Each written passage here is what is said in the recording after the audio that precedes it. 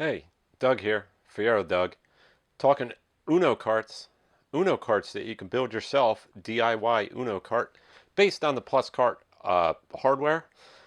So this is a do-it-yourself Uno cart, the hardware and firmware by Alan the Fur on Atari Age forums, and the awesome 3D printed case by Andrew Davey. I've covered a bunch of videos on plus carts and plus carts with SD cards. This is just a Uno cart that can actually, it can run regular Uno cart firmware, either the Robin Edwards firmware or the Dirty Harry V17, which is the newest version of the Uno cart. But you can also run a firmware that was done by Alan the Fur, which has some added features which are really nice, and I'm going to show them to you in this video. The other reason I wanted to do this video is I am giving away these three carts here, these three Uno carts that I built on the 200th episode of the Atari 2600 Game by Game podcast hosted by Ferg. And two of the cards have already taken. Cart number one is Harry. Cart number two is Ray. And as of my recording of this, I'm surprised, cart number three is still available. So make sure you listen to episode number 200, which is the Cubert Cubes episode of the Game by Game podcast, to see how you may be able to pick up this cart number three. All right, so let me bust open my Uno cart and I'll show you the inside. All right, so here's my Uno cart. There's files available. You can either have Uno cart on the case, or I made these with Plus Carts logos on the case and Uno cart end label, however you prefer to make it. The micro SD card plugs right in the side. And let me open this one up. These cases by Andrew Davey, really nice. They just kind of pull apart.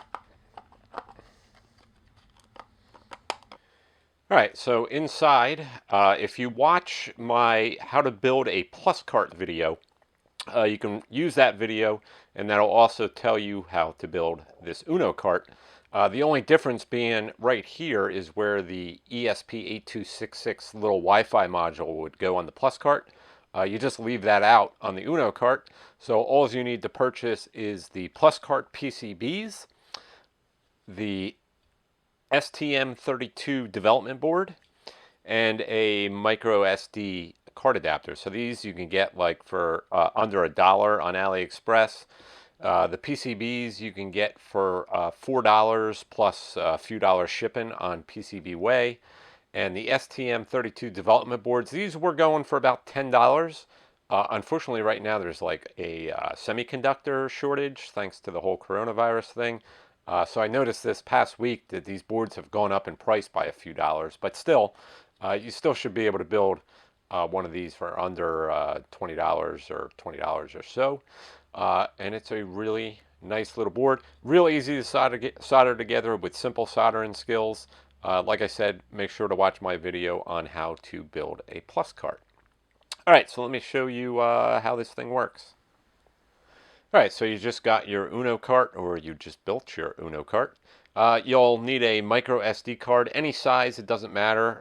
You can fit all of the 2600 ROMs on under a gig SD card. I just happen to have a 16 gig because that's about the cheapest card you can get nowadays. So any micro SD card, and put all your 2600 ROMs on here. They can be in folders and subfolders. It doesn't matter. The menu system will be able to read it. And the card goes in the side here. So this is, the cart goes in like that with the label facing you so you can read it. The card goes in with the label facing you. And it's a, it's not a push-push, it's a push-pull SD slot. So just plug that in, plug this into your system, and you are ready to rock and roll. All right, so you got your ROMs loaded on your SD card. Your SD card's in your Uno cart. Just turn it on, and it'll come right up to the menu. There you go. So SD card content, that brings you into your SD card. To go back a menu, you just hit the two dots at the top there. That brings you back to here. There's a search function where you can search for a ROM. And then there's a setup menu that has your display preferences, TV mode, font style, line spacing. So let's go back to SD card content. And there you go. I have mine organized by manufacturer. This is the ROM Hunter ROM set. You can download that on the Atari Age forums. Just search for the ROM Hunter Atari 2600 ROM set. It's great. It's got all the ROMs on it. And then you can just add your homebrews and ROMs and stuff like that. So it's as simple as just, picking what game you want to load. And, boom, you're in the game. It's that fast. It loads that fast.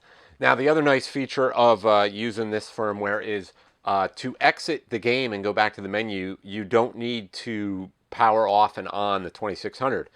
Just hold your Atari 2600 joystick to the right and hit the reset button on the 2600, and that takes you back to the menu. And again, if you want to back up, every time to back up of a folder, just go to the two dots at the top here. That'll dump you back a folder, and you can load a different game. There you go. Simple as that. It works great. It's a really nice do-it-yourself version of the UnoCart that can be made very cheaply and very easily. It's a lot of fun to build, and you should build one.